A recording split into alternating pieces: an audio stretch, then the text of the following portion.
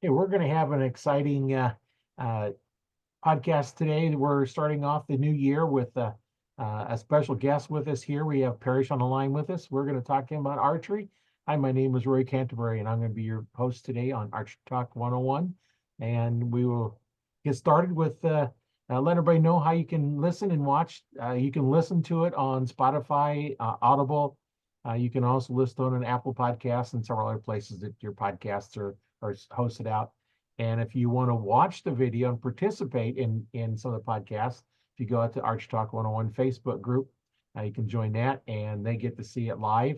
And then also go out to my YouTube channel, Learn to Fix It Yourself. And there'll be the videos out there of the podcast as well as other things I have on my YouTube channel. So let's get started with the show. Welcome to the show, Parrish. How you doing today? Pretty good. How about yourself? Doing good. It's always a good day when you can talk archery. Oh yeah. So, You got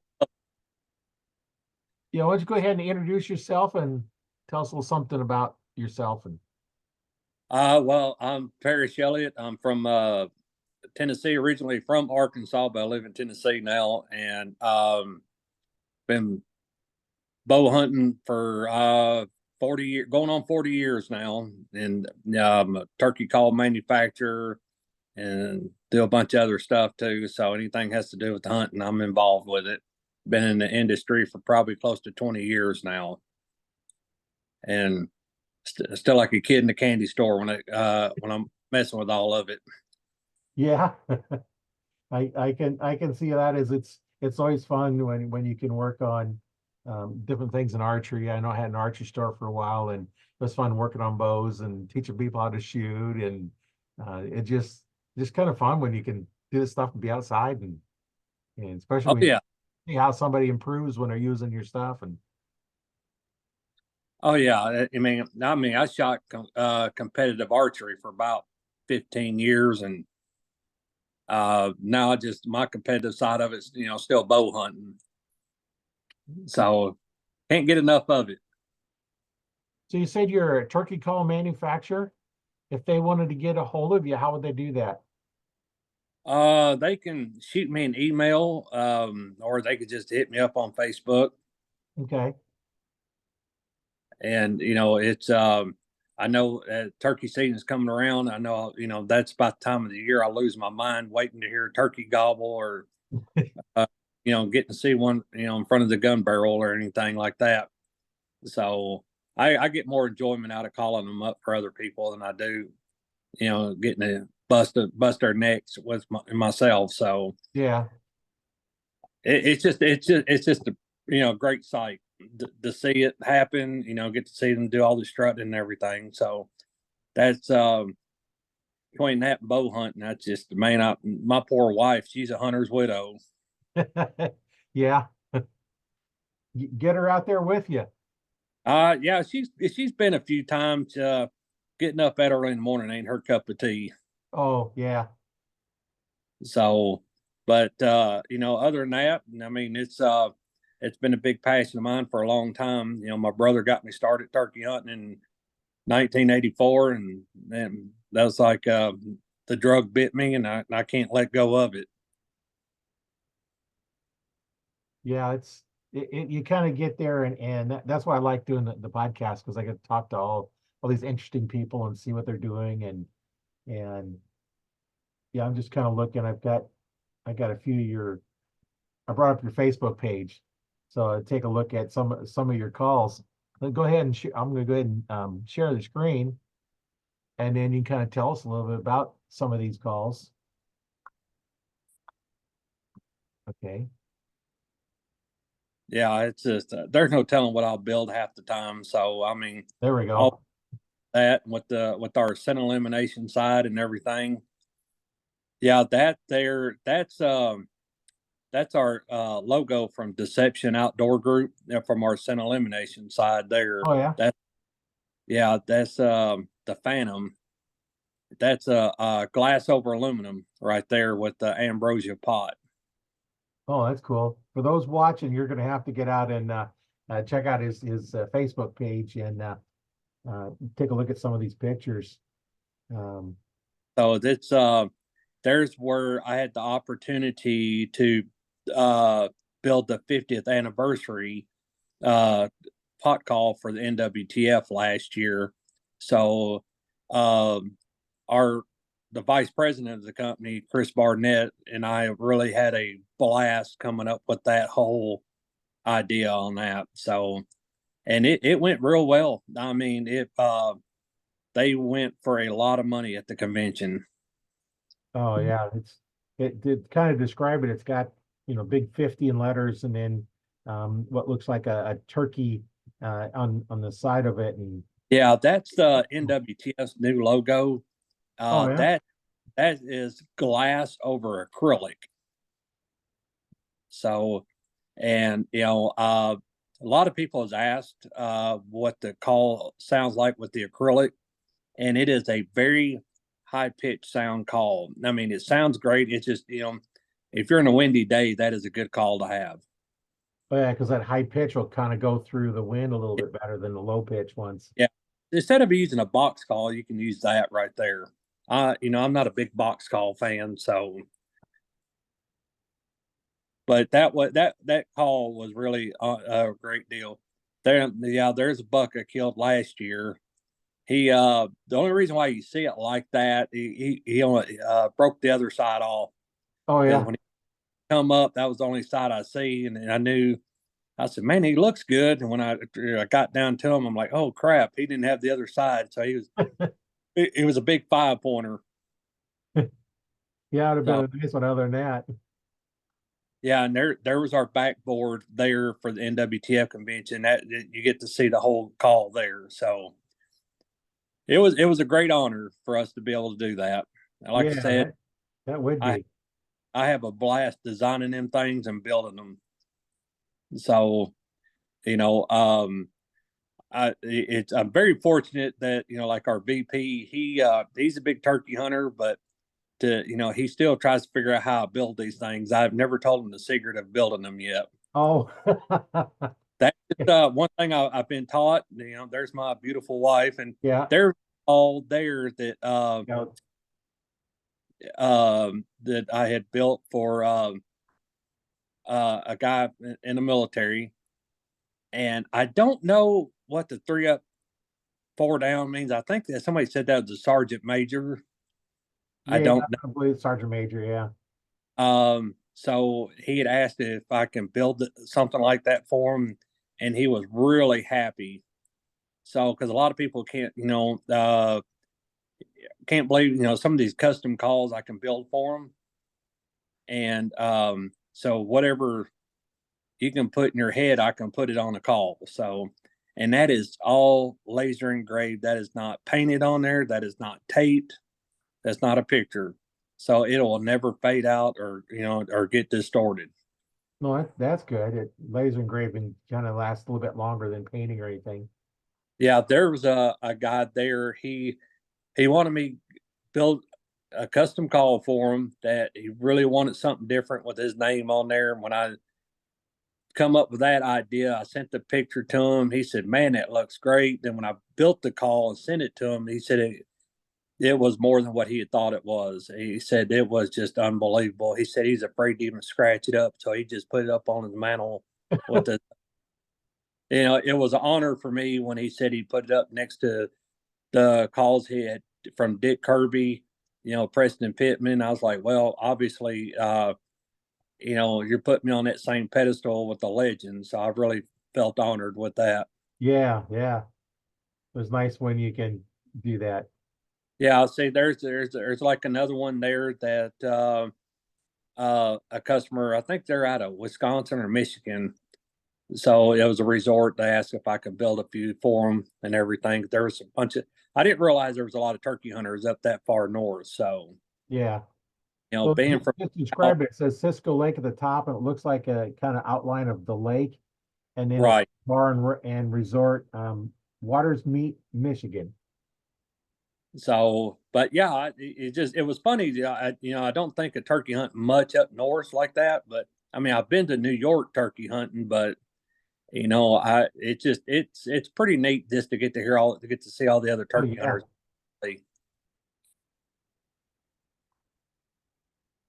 And that there is a picture of my brother who I lost a couple of years ago, the one that got me into turkey hunting.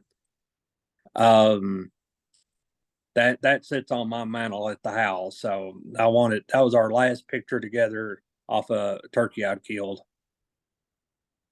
So I thought I Good way to wanted something. remember him. Yeah, it's a great. I actually built a mouth call that I named after him. That was end up being our number one selling mouth call. Oh, that's cool. Very cool. So yeah, now here's that call right there was built out of a joke. Oh yeah. I would me and our my VP, we were sitting in the office one day, and I just got through finishing that can of Copenhagen, and I said, I wonder if I can build this lid into a call and still sound like a turkey. So I got to jacking around, built it. Once it got dried, I had scratched it up, and I think I called in like 7 or 8 birds that got shot with it, and I was like, wow, it was a very raspy call, it's sharp, and so I started building a bunch of them, and people were buying them up left and right because they're so different in everything. So, and I knew, somebody asked if I had certain ones. I said no. I said I'm a Copenhagen man. So people started sending me their lids in. I would build the call with their. So it was like I said, it was a joke, but I didn't realize that it would be that good of a call. Some Yeah. people, what's under the lid, and I say, well, I can't give all my secrets out. Right. So I'm still building them to this day. Oh yeah. Yeah, that to describe it, it's got great big letters 200 in an 1822 to 2022. Uh, Yeah, that was their anniversary lid. yeah, and it's Copenhagen and long cut anniversary lid, and below it in black is warning: smokeless tobacco is addictive. Yeah, that came from a can that I had just finished, and of course it's in an ambrosia maple pot. So, Pretty like cool. I said, I have fun designing these things and building them, and of course, if people ask if they can do certain things, I said, man, you just give me your idea and I'll put it down, and I can make Yeah, it happen. that's pretty cool. Now, though, that one there is for the PBR professional bull riders. That was their team.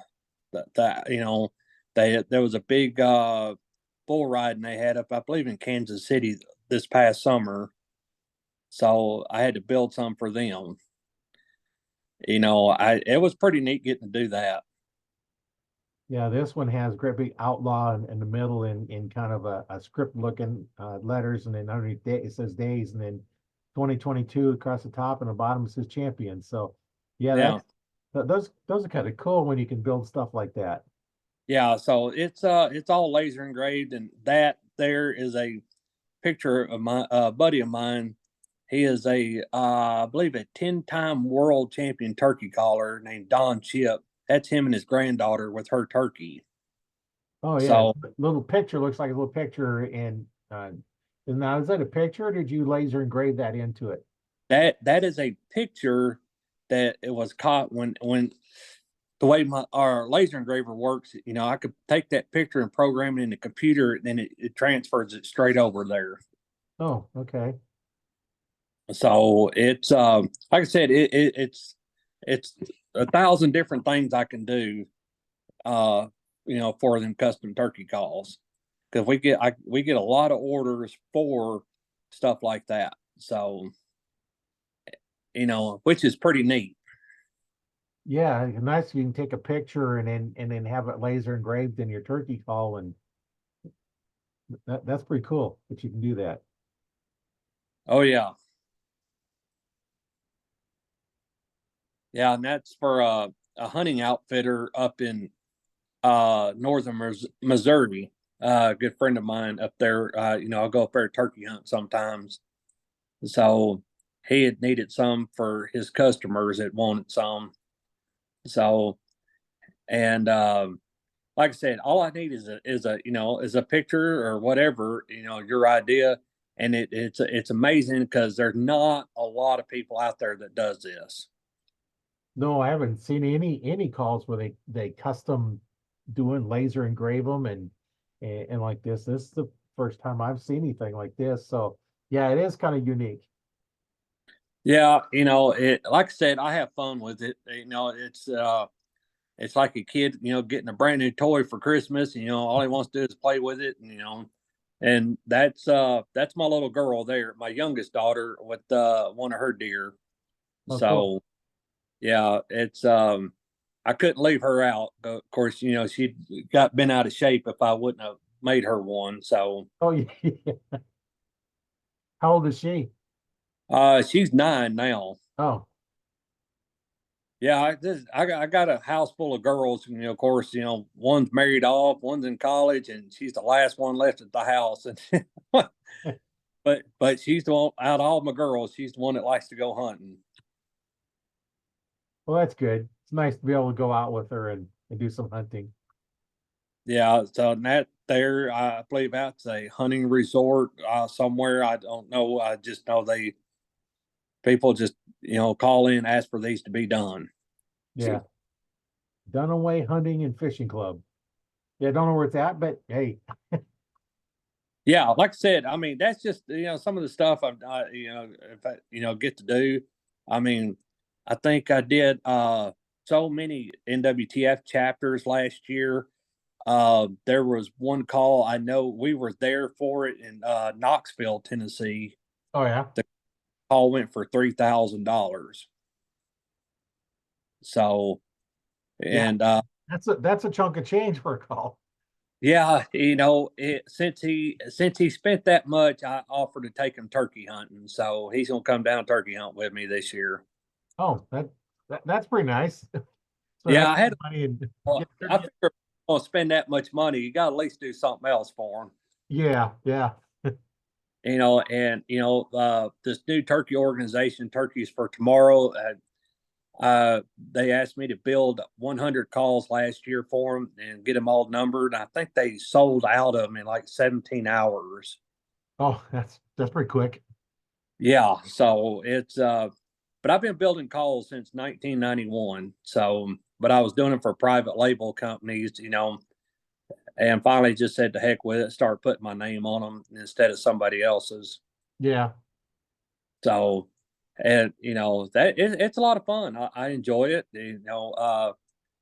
It's a lot. I can't tell nobody how I do them because I just don't want somebody to take my secrets on how I do them.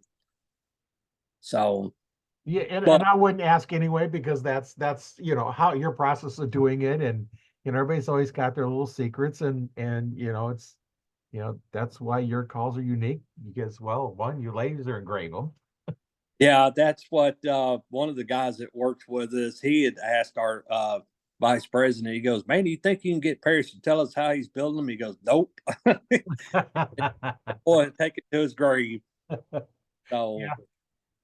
but it's just that's it, 365 days a year. I'm on what the turkey calls, but like during deer season, I'll be sitting in a deer stand, 20-25 foot up a tree, and I'm thinking about what's the next turkey call I'm gonna come up with. Yeah. So if it ain't trying to design a mouth call, it's trying to design a new pot call. So this year I shot I shot a 9-pointer just a couple weeks ago to finish out my season, and I was writing down in my phone a new turkey call design, how I wanted to do it when the deer started coming in. Oh, So trying to put my phone up real quick so he would I can get a shot on him. Then it was it's fun. Like I said, it's just my wife tells everybody that it's an addiction for me. So then good again. plus as much as I travel hunting, from Illinois, Kansas, Missouri, um, you get to meet a lot of great people, and there's you're going somewhere and somebody recognizes who you are, you know, they want to talk hunting. I mean, it's a blast. I love it. Yeah.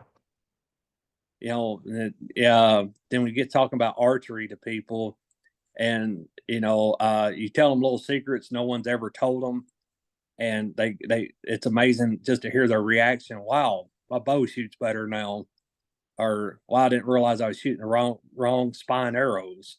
So I have a lot of fun, man. I love getting to meet people and get to talk hunting. And if I got a little secret to help you out, I mean, I don't mind sharing it, because I want everybody to be successful. Long as it's not the secret on how you make your calls. Like, it ain't that one. I'm good. It's like with our scent elimination, people just it's all new to the market, and once they're trying it out, they see how great it is, and they're like, "Man, what took y'all so long to come out with this?" Well, it's a lot of trial and error, you know. So, but it's a wonderful deal just to have. You just get out there, not only hunt, but you get to meet some of the finest people this country has to offer. So, Yeah. How is basically, the how does kids your get scent elimination work? do what? What kind of processes does your scent elimination go through to eliminate the scent? Well, it's Not any not. proprietary information, but just basic Well, our concept. elimination deception sense, it's not your typical scent elimination, compared to the other brands. Ours is it goes in there and it attacks the DNA of that odor and it eliminates it. It's and it will not come back until you bring it back. So, it's like we wanted to see how good our stuff is. So we went up against the best of the best. We went up against the FBI tracking dogs and their cadaver dogs. And these dogs are well defined in, they're finding dead bodies underground. Right. So we did everything humanly possible to fool the dogs, and we did. We beat 4 out of 5 dogs. And, it is on camera, but we cannot legally show it all over the place. They're like their bloodhound. The bloodhound could not pick up the odor, could not pick up our runner's scent, and he actually went past our guide. He was 10 foot off the ground. Never found him. And and the trainers, they were just dumbfounded. And of course, they're all deer hunters, and they wanted a bottle right then. Oh yeah. So so we put our stuff through a lot of tests, and the one thing we tell everybody about it is um, we don't cover up your odor, we kill it. So, and it won't come back until you bring it back. It's like there was a lady, she left, I think it was 40 something pounds of shrimp in the trunk of her car in New Orleans. And it the insurance was going to total the car out because they couldn't get the odor out. They used a ozone machine for a week, couldn't do it. So we said, here, let us try it. In 24 hours of us activating our stuff in there, you couldn't tell a shrimp was ever in there. And then the smell never came back. And every bit of this stuff is organic. So we're trying to do everything we can to help that fellow hunter out, so the deer can't detect them in the woods. And so far, we have been very successful at it, and the customers are just raving over it. And that's we're getting ready for the ATA show next week, so we're really excited about that. Yeah. How would they get a hold of you if they wanted to get some of that? They can go on our website, deceptionsense.com, or the Lancaster Archery carries it. Shield Sporting Goods carries it. Amazon has it. So, and our bottle, we actually offer a 32-ounce bottle. compared to everybody else's 22 to 24 ounce bottle, basically for the same price as what you're paying for a 24 ounce bottle. So, and it's some pretty good stuff, and it's got we keep a 1 year shelf life on it. So you're not buying something that's 3 years old like you would with other stuff. So, and this year we came out with our own version of a closet. So, and that's been a big hit. So we're constantly working on stuff, coming out with new stuff and everything like that. So we're just a bunch of hunters, and having fun coming up and designing new stuff left and right. Yeah, it sounds like that'd be fun doing that. Oh, it's a blast, but sometimes it can be a serious headache though. Yeah. Yeah. How many times did you do a filming and it didn't work? Oh yeah. Hey, that's where like when building turkey calls, if I don't like the call, you're not going to ever see it. So the VP was cracking a joke one time. He was saying, "Man, Parrish's trash can looks like a Skittles commercial, or so many different colored turkey calls laying in there, because if it didn't pass his test, he throws it right in the trash." So, but that's one thing we really strive on, is to produce a product that works instead of just something that we're not just want to sell it. We want to make sure it's something we put our name on and stand behind. So that's one of our biggest things. So, and we've been very successful at it.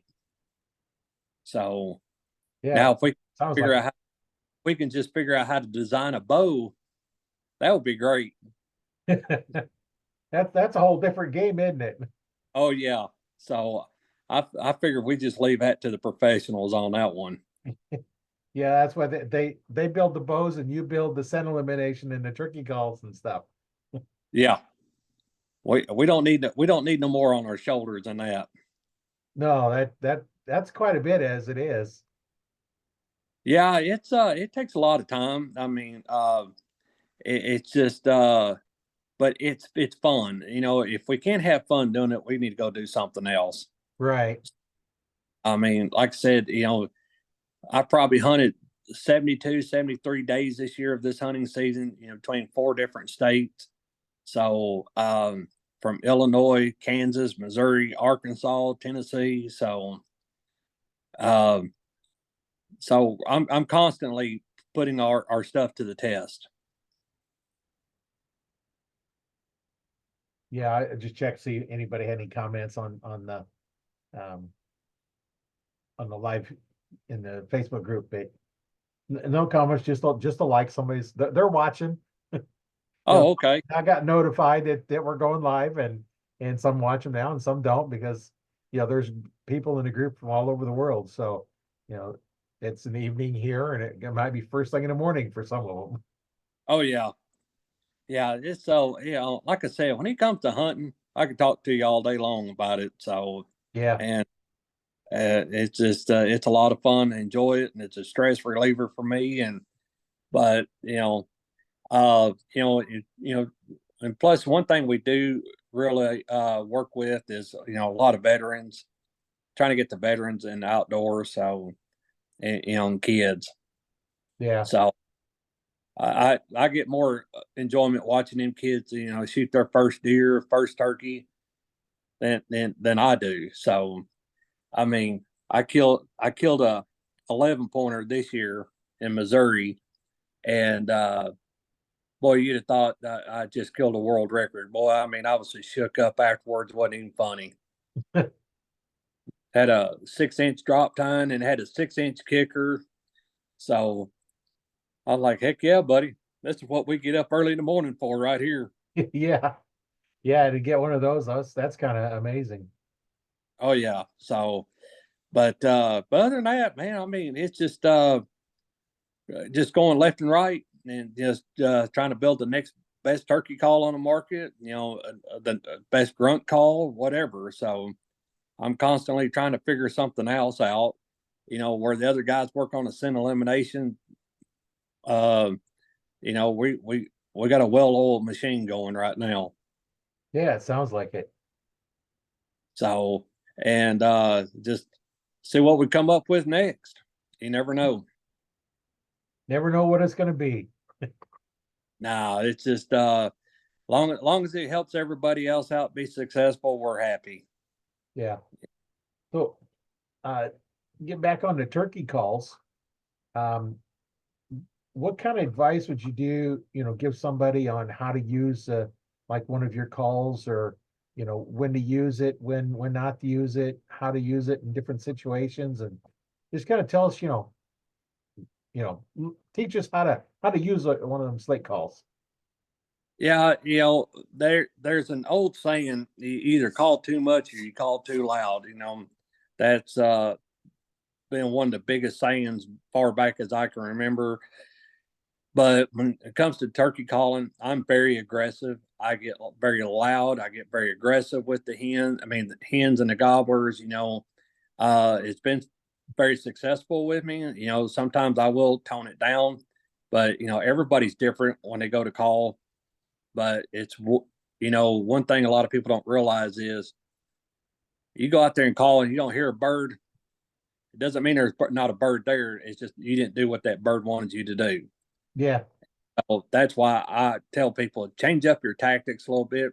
You know, get real excited with the calls. There's a lot. Turkeys love excited hens, and at least out where I hunt. And when it comes to using them pot calls, those take some practice.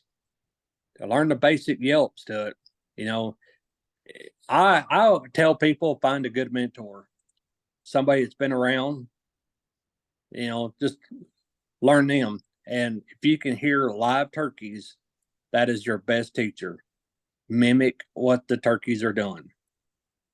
So if a hen's got a real coarse yelp, do what she does. That's the best way to learn how to use these calls. So, it's like when I was on stage competing back in the day, it took me a long time to figure out what certain calls was they were using on stage. But then after a while, I realized calling a judge is not like calling the turkey up. So that's why I say the greatest judge out there is the actual wild turkey. So, Yeah. I'm not always successful when I'm in the woods, but I give it everything I got. And so, you know, that's why I change up my tactics a lot. So if it's not if my normal way is not working, I'm changing it up, try something else. So that's why I tell everybody, just change it up. You never know. Yeah. Do you have a call handy? You can kind of let's. No, I wish I had one handy. I'm actually in West Texas right now. So Oh, okay.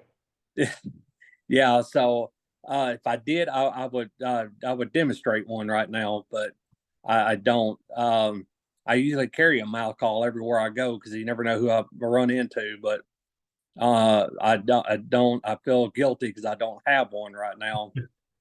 So, but yeah, we are in the process of putting out sound files of every one of these calls. So Oh, that'd be cool. yeah, so that way you can hear it and everything like that. So and so you can kind of see what the calls sound like, what you can and cannot do on the call. So I try, when I build the mouth calls, I make them to where I call them idiot proof, Right. and to where everybody can use it. So I don't build competition calls like a lot of companies do. I build killing calls.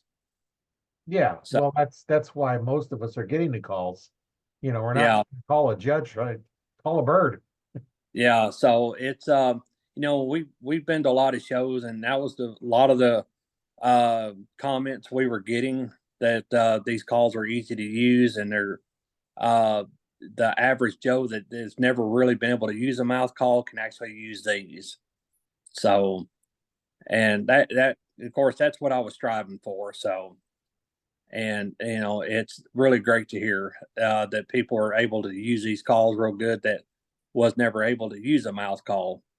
So, we've got one guy that works with us that never able to use a mouth call, but in 5 minutes he was yelping perfectly. Oh, that's good. Yeah, it's just, you just got to try it. So we came out, I built the call in 2020 and I couldn't figure out a name for it. And, when the pandemic hit, I said, you know what? I'm going to call it COVID-19.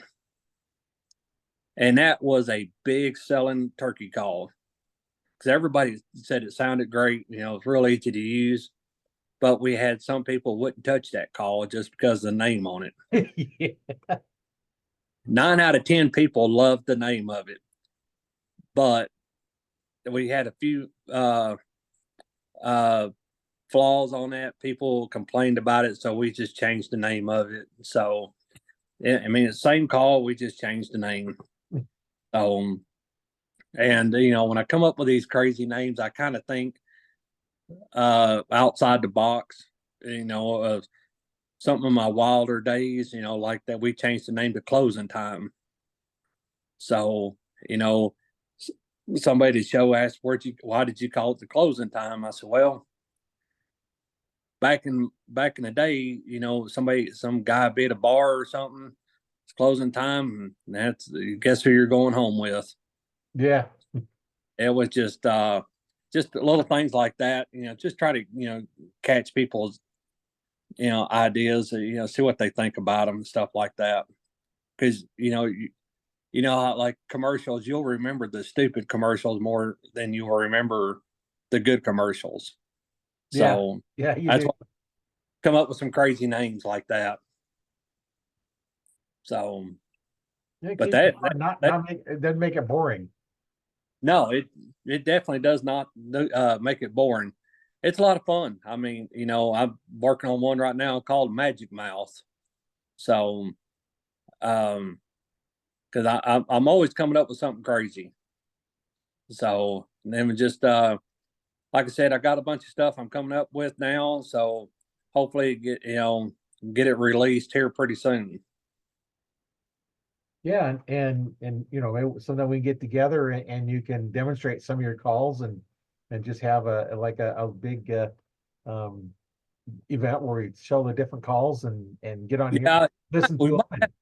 we might have to do that when I'm sitting in my at my desk when I'm sitting there building the calls, so people can see it fresh off the press and me. Oh yeah. So and but that would be pretty neat just for people to see how it's done and everything. Yeah, that'd be really good. I'd like to get that scheduled in when you get a time, get together and we'll just do a thing where you're making your calls, not showing, the whole process because we don't want to watch the whole process, but just little things and demonstrate how each call works. I know each call is going to sound a little differently depending on how it's made. Right, I used to do duck calls and deer calls, and the duck calls I use the same reed in every one of them, exact same reed, and each call would sound differently. You'd have one that you could do a great hail call. You could just blow as hard as you wanted, it'd work just fine, but you couldn't do a feeder call. right. And then I had other ones you could do great feeder calls, but don't try and do a hail call with it because it just craps out. Oh yeah. Same read. I spent a many days in flooded timber in Arkansas blowing duck calls. I mean, I know exactly what you're saying on that. But it's just got because as soon as deer season's over with, I'm already thinking about turkey season. So I just pretty much not even duck hunt hardly anymore like I used to. So, but it's fun. I enjoy duck hunting when they're ducks, but sitting there all day long in a bluebird sky, nothing happening, it gets kind of boring. Yeah. Well, and around here it seems like, Nebraska, it's the ducks aren't flying yet. And then all of a sudden it gets really cold. Season's over. They move one day. You need anti-aircraft to get to them, and they're gone. Yeah. I've had So, that many times up here. but yeah, but other than that, I just, I love having, idea where I can try to call an animal in. I really enjoy doing that. So, That's just what keeps me going, trying to design new calls and hopefully be successful at it. Yeah, that's always a lot of fun. So, on your well, we can deer hunting. What's been your most memorable hunt out deer hunting?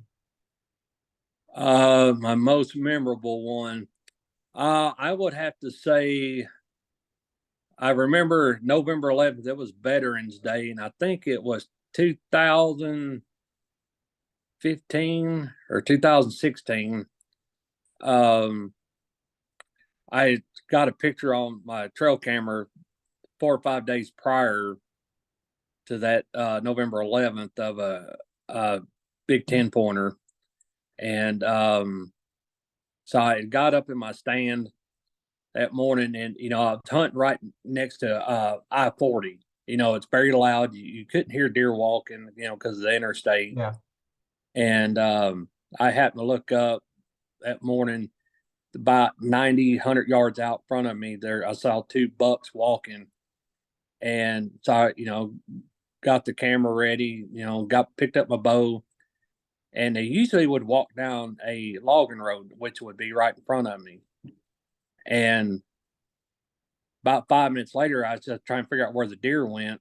And something caught a glimpse to my left, and I just barely turned my head to the sharp left, and they were below me. Hmm. And both of them were staring up in the tree at me, and they went 20 yards, and I was just begging for them just to look through me. They don't see me. And the small 10 pointer, he had walked up the embankment, and he was within 10 yards of me. And the other one, he would not move. He was staring a hole through me. And finally, he committed as he was coming up the embankment. I drew my bow, and when I shot, I knew I hit him hard, and he fell dead within 30 yards of where I shot him.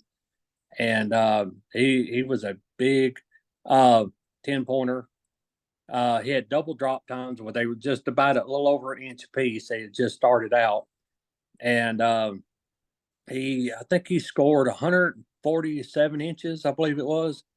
But it was a very that's one of the hunts that always sticks out with me, because I had a friend of mine. He had Iraq retired him because of IED, and he was hunting with me that morning. And it was Veterans Day, and you couldn't ask for a better morning. That was just a special day for me. Being Veterans Day, and I had a buddy of mine from our hunted. I mean, that was stationed over in Iraq through all the war and everything. So that's just one hunt that stands out forever with me. Yeah, And that sounds like a nice memory. oh yeah, the only thing I was like, man, he snapped my arrow in half. But you know what? I had more I can replace it with. Yeah, I was figuring when I shoot an arrow to deer, if I get anything back, that's good. Yeah. So, but yeah, that's one of the hunts I will always remember. Yeah, that's a pretty good story. That's something definitely to remember. Do you have any kind of stories like that with turkeys? Oh boy, yeah, I imagine you got a bunch of them, huh? yeah. I got one. It's a more of a comedy one. But I had a couple of friends of mine with me.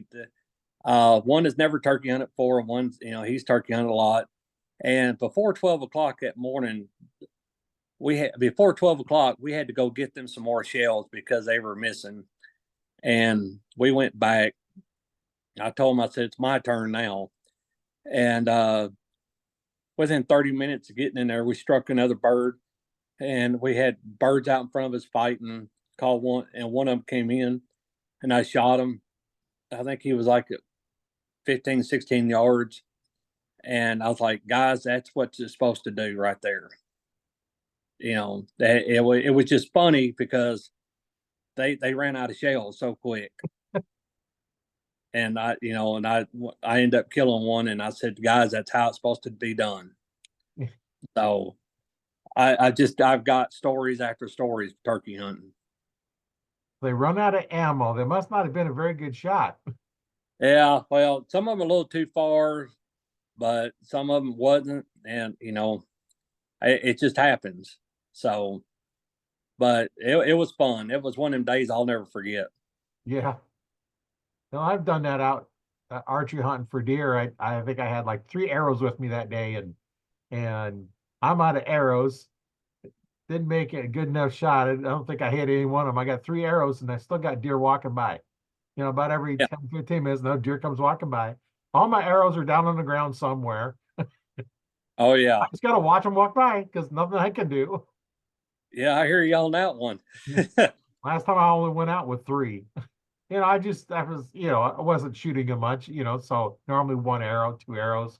I didn't plan on me making 3 bad shots and completely missing them. Yeah, that's why I always carry 5 or 6 arrows with me. So, and just something's going to happen crazy when it comes to bow hunting with me sometimes. So, Yeah. but it's but hey, that's hunting. Yep. You know, that's I mean that's why I tell people that's why they call it hunt instead of killing. Some Yeah. you're gonna. So if you don't miss, you ain't been hunting long. Yeah. That means you haven't ever taken a shot. If you say I've never missed an animal. Well, how Yeah. many shot? Well, none, but I've never missed. Yep. So that's I mean that's why we get out there every day. It's the enjoyment and of course I love watching the sunrises because every one of them's different and Yeah. especially during the spring you hear the turkeys gobbling on the trees. Oh yeah. I gotta try and get everything all set up and get out turkey hunting this year.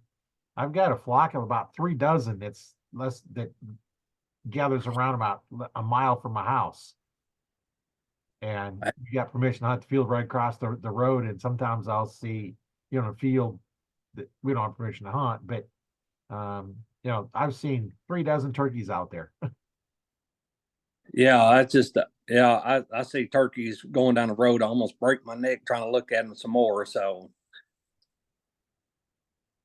I was going home from work one time and right in the middle of the city, and everybody stopped. I was like, well, they stopped. There's nothing. This car up here. I can't see anything. Now look, okay.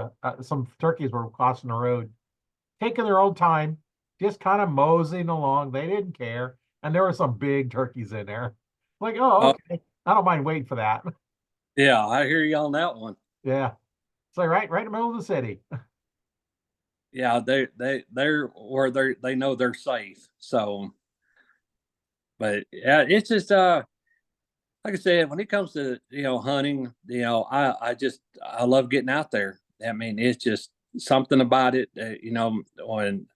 Um when the bug bit me, I never let go. So, my family in Arkansas, they're real big into deer hunting. And, I got one of my crazy cousins, Greg, he pretty much took me under his wing at one time, teaching me more about deer than I ever really knew, where compared to my brother teaching me about turkey hunting. Yeah, Uh, so I come from a long line of hunters. So, and that's where, I learned from was from my family. And, now I'm just passing it all the traditions down to my kids.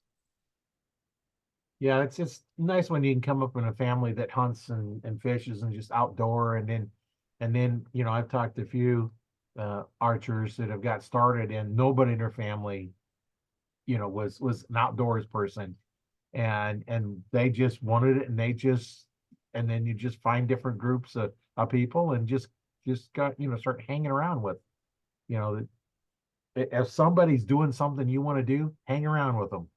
Oh yeah. Because Yeah. they'll teach you. Yeah. I mean, I still learn something new every day. You know, it's like every year something changes. You got to learn something new. Yeah, yeah, you do. And So, but other than that, man, it's just, we're definitely going to have to do this again when I'm sitting at my desk and building these yeah, turkey. yeah, that'd be a great one.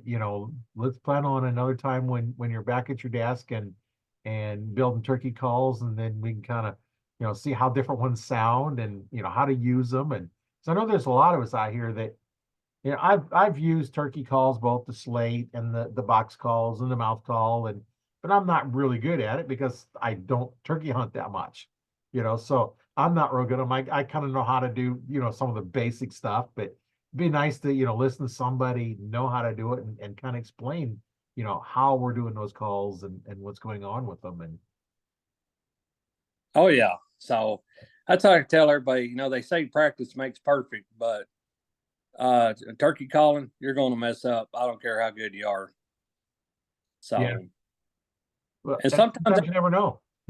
yeah.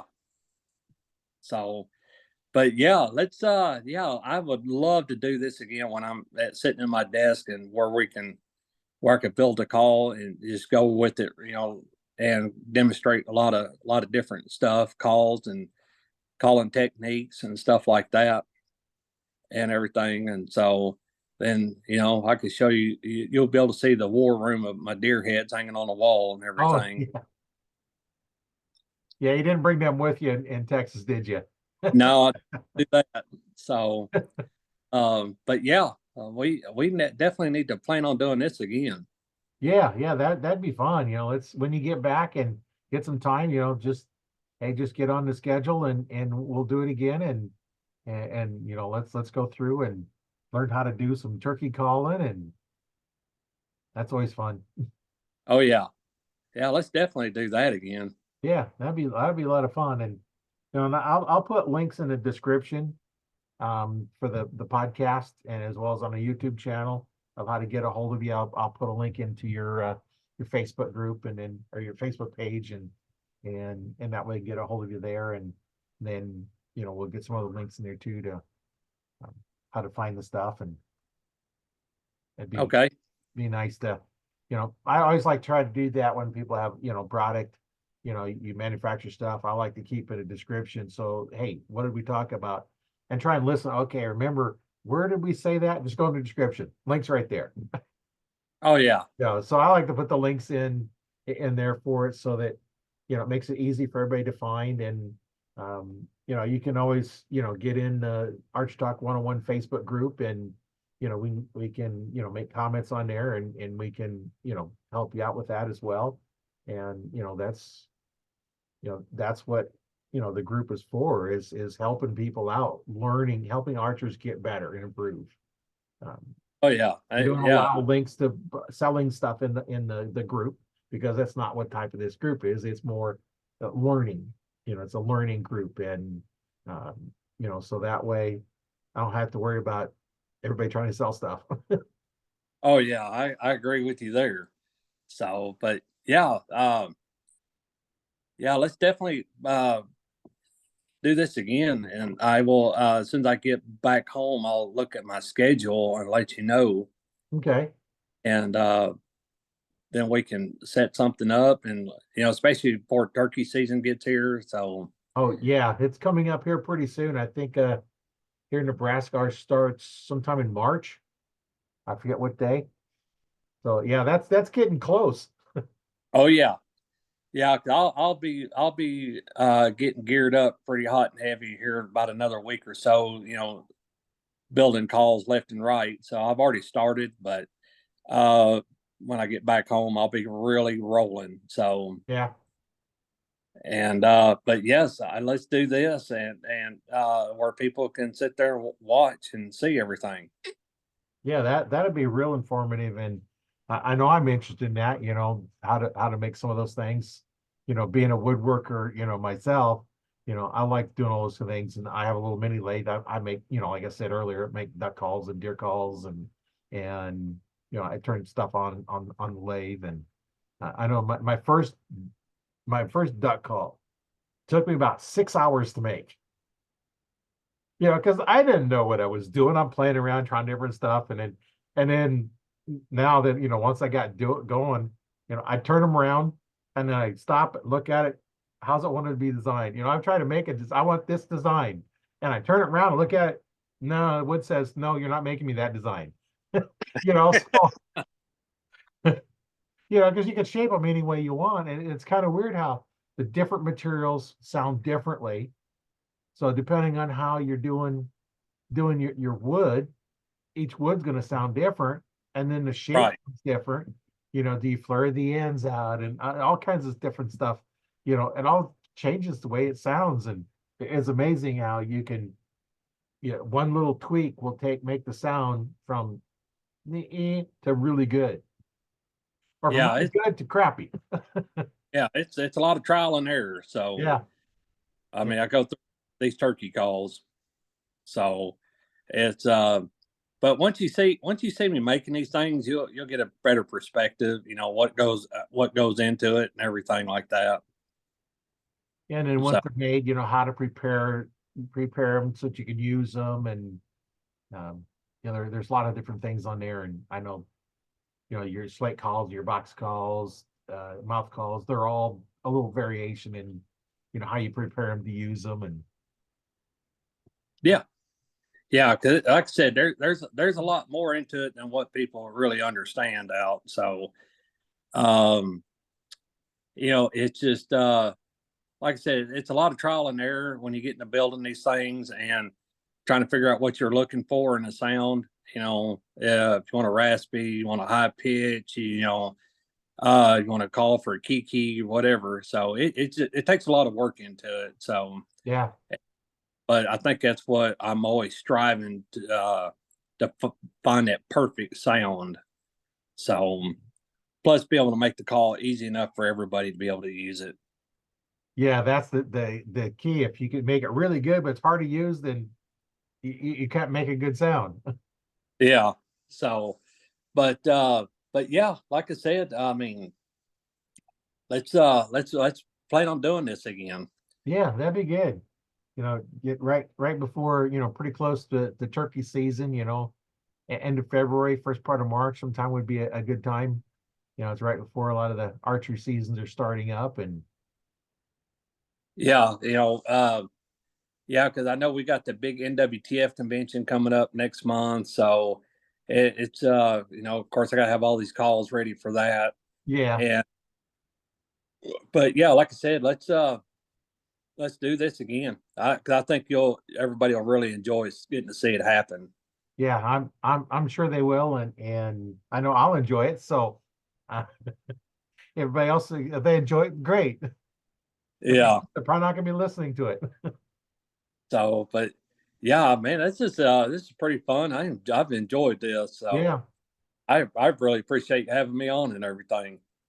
yeah, it's a lot of fun talking to, archers and manufacturers, and I've had several people that, you know manufacture different products, and talking about, their equipment they have that they make. And I learn a lot about it. You take something that, I don't want to be specific on the names, but didn't really think that product was as good as what it was, because I'd never used it. And then getting talking to him, it's like, oh, this is actually some pretty good stuff. Oh yeah, So it's just a little different. And bow manufacturers, that's thing I tell new archers is, ignore the name brand. Don't care what the brand is. Is it the right dominant eye? Does it shoot your dominant eye? Is it just draw length you can shoot? Is it weight you can shoot? Does it feel comfortable in your hand? Good. We can work with that. yeah. It's like my wife. She's right-handed but left eye dominant. Oh So yeah, you know, that's like I tell people. I mean, they want to shoot something because somebody else shoots something. No, you need to shoot what's comfortable for you and fit you. right. You know, I can take a $200 bow and still shoot as good as somebody shooting into a with a $1,500 bow. Yeah. It's uh it's not the name brand. It's what fits you the best and you're comfortable with. Well, So I tell, new archers, buy that $200 bow and spend 150 to 200 on a release, because the yeah, release is going to do more for your shooting accurately than the bow. Because these bows now, they're plenty accurate enough. Yeah, I mean, I'm still shooting the same release I've had for 12 years. And if I ever lose it, I might as well quit hunting because I shoot a thumb release, so that's all because it's the closest thing I can use hunting compared to a back tension I used in competition. Yeah, I use a thumb release. Of course, I take the knurled knob off, but I've tucked that before. But I use that because it'll lock onto my loop on my bow, so I don't have to Right. look and I can reach down and grab it. And it's not my first one I had. The first one I had, I ended up losing out in the field. I put it in my pocket of my coveralls, and we got to the deer. My release is gone, so I have no clue where it fell out. And so then I got another one, and I've had that one. I actually lost that one once too, but we found it. I knew it was that because it right where we parked the truck, so I was able to find it. And I've had that one since 2003, I think. Right. A Carter chocolate addiction is what I shoot. I shoot the Carter Insatiable 3. Yeah, it's that. I was looking at your picture. It's like, oh, it looks like. Oh no, I zoomed in. It's like, no, it's Insatiable 3. It wasn't. It kind of looks like my chocolate addiction. Yeah. I love a Carter release. It just fits my hand perfectly. So, that's why I tell everybody get what fits you better. Don't shoot it because Jim Bob down the road swears up and down it's the Right. best. Well, and then So, my other release that I've had since probably mid '90s is a Scott, a yeah, rip trap, and it has a little hook that opens up, and I can hook that up without looking at it. So I just find the string, run down, and I know where it's at. I can hook up, and I can draw my bow. I hook up my release and draw my bow without looking at the string, because every time I look down at my release to hook one on or something, I look back and the deer's looking at me. So I don't like that. I like to set up so I don't need to look anywhere to get whatever I need to do. And then yeah, I've had that one. I said from the '90s, and I'm still using it. It's my cold weather release. right, Here in Nebraska, we have some pretty cold weather sometimes. And early season, I'll use the handheld. Because I have basically a glove that don't really have much in it for fingers because I need to be able to feel back right, here, where the thumb is, because I don't use my thumb itself. I bury it clear down into here. I take the knob off, so it's just that little pin right, trigger, and I put it back in here where my index finger and thumb meet, and that's where I put my hand clear down on it, so it's clear up next to my knuckles. I've seen some where it's just clear out at the fingers. I move it clear back and bury it into my hand, and now I can take my thumb and actually put pressure on the release itself. There's that little curved piece in there, and now then I have that, and now then as I pull through it, so I can make kind of a fist. My son's got one that's real light trigger. I can't shoot it because as soon as I touch it, it goes off. I like my triggers as hardest springs they could put in them. I put the hardest springs in when I got it. Yeah. yeah. Mine's pretty hairy myself. So, but like I said, I use it like I use a back tension. So, and I really enjoy it. Well, that's how So, I shoot both of my releases with back tension. And yeah, if I ever had to go to a wrist strap release again, it'd take, I had to be like learning how to shoot a bow all over again. So, yeah. Well, and one of the things that, you know, a lot of archers that put a wrist strap on, it's not on the wrist, it's on the hand. They put it clear out on the hand. And that's not where he needs to go from it. And I did this in the last podcast I did. I talked about it where if you grab your wrist above so you got your hand, it goes the part that moves, and then that little knuckle, because our forearm, it kind of gets wider. Put your hand there and pull. You're much stronger than it pull because it pulls on the wrist. So right, there's a lot of techniques, that we go through and say, okay, this is why. When I teach, I think this is what you do, and this is why. Because they understand the why, they understand how. And, right, and then I teach exactly how I shoot, and then I modify it for the shooter. Because exactly how I shoot, you may not be able to shoot that way. Right. body's different than mine. So I go into, here's how we do it. And then we constantly modify it to see what works for you. And that's just the way you need to, teach. And, I'm not one of those that, I'm so fixed in what I'm doing that if I hear something and try something that works better what I'm doing, I'll change. I've Oh, done yeah. it before. Hey, I'll try anything once, twice if I like it. So, but yeah, I mean, it's just that thumb release. I'm so comfortable with it, and it's going to be hard to try something new with it. Yeah. It's just it's like a pair of shoes. Once you get them suckers broke in, you don't want to take them off. So, Yeah, and I switch back and forth, especially like when I'm, demonstrating in videos.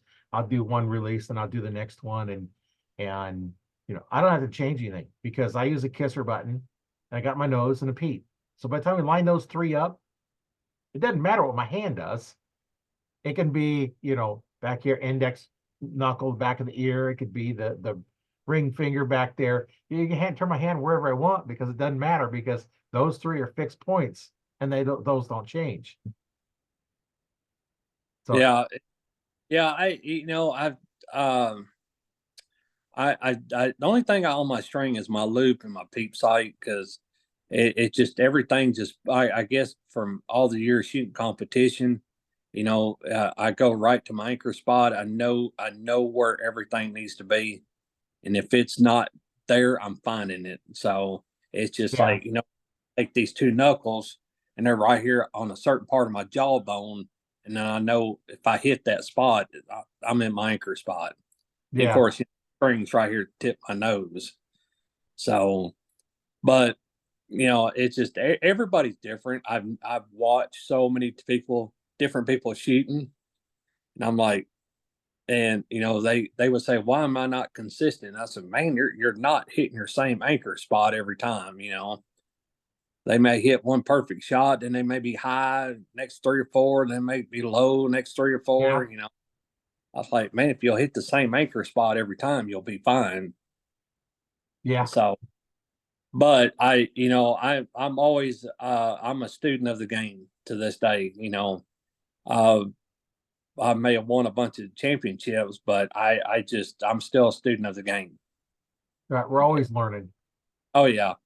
So, um, but shooting the competition, made me a better archer when it come down to shooting deer. So, Yeah, especially learning how to judge yardage. yeah. That's always the hardest part is judging yardage, and once you get that down, then that's half your battle right there. Yeah, well, as fast as these bows are shooting now, I mean, you got a lot of forgiveness now, 20, 30, and 35 yards. So it's not like it used to be. Because I remember when 200 foot a second was fast. Yeah, So, but yeah, like I said, I mean, it's just, archery's, it's an awesome game. And, I tell everybody, if you ain't never shot a bow, you need to go get out. You need to go try it. I yeah, love it.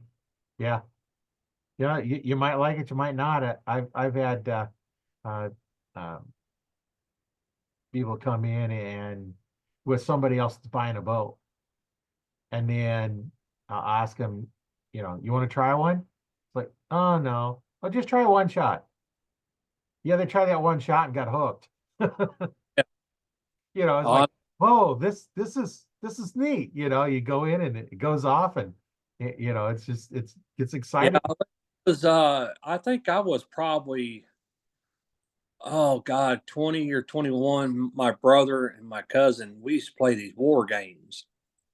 We'd have we put on our bag target, and it would take hours and hours for a winter to happen.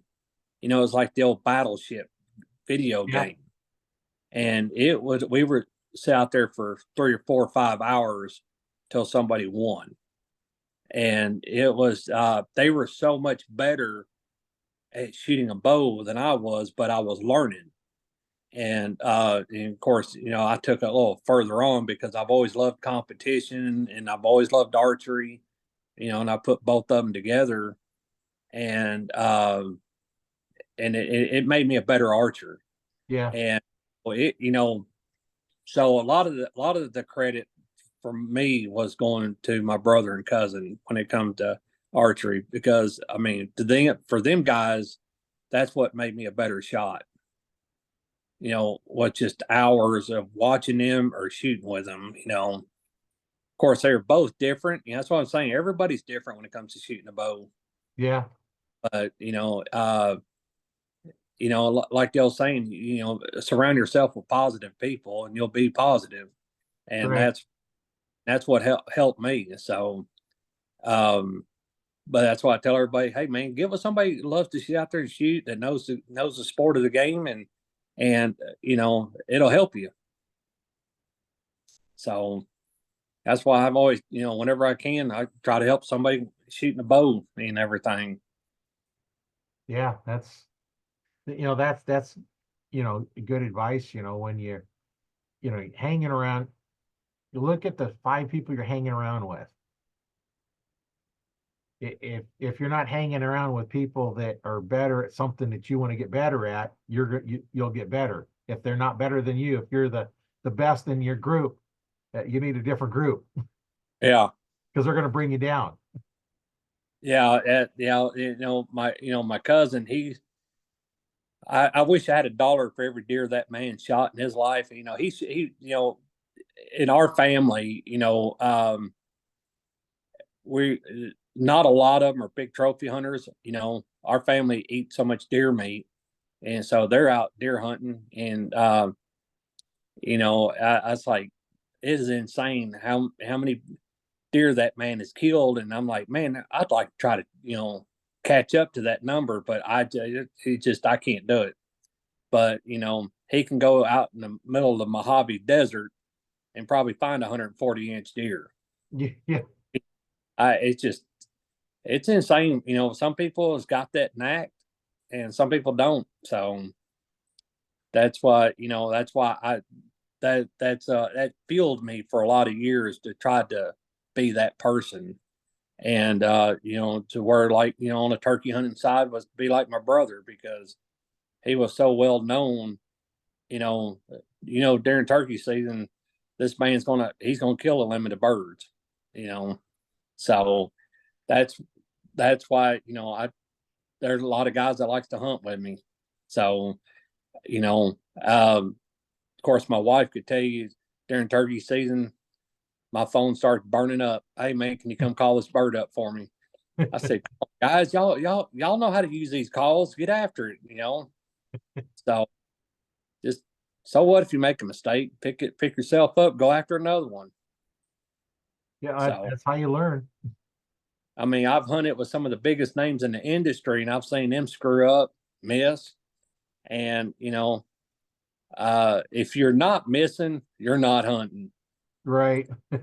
So I have missed my fair share. I have no problem admitting that, and I'll probably still miss till the day I die. But it after the anger goes away, all you can do is laugh about it and try.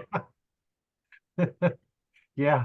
Laugh about it when, like when you draw back on a deer and you shoot and you come and it's only like 10 yards away and you completely miss it, not even close to hitting it. And I'm like, what's going on? And so, yeah, I had practice arrow with me. It's something happened to me.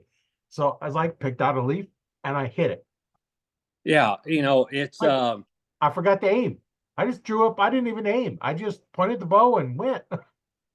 yeah. I mean, I missed a deer this year. I was up in Illinois hunting with some good friends of mine up at Bigger Bucks Outfitters, and they, every year I go up there, I set myself my standards high because I know what's there. Yeah. Illinois, everybody knows Illinois got some big deer. And this year, I had missed a deer. What we figured he was right at 200 inches. I missed him at 19 yards. Just shot right over his back because I rushed his shot. I got so tore up, and I wanted to throw my bow out of the tree, but I didn't. And it was my own fault. I rushed the shot, but I got excited. It's not every day you get opportunities, to draw back on a deer at that caliber. Right. So, but it just, I don't know if that deer's still alive today or not. I need to call my buddies up there to see if somebody ever harvested him. Uh, but that's bow hunting. Yeah. I no, if I hit every deer I shot at, I'd probably have to go find something else to do because it wouldn't be fun no more. It's like it's almost go, oh, I'll be guaranteed to kill something this year, but it's not. You know, it's you know, it's hunting.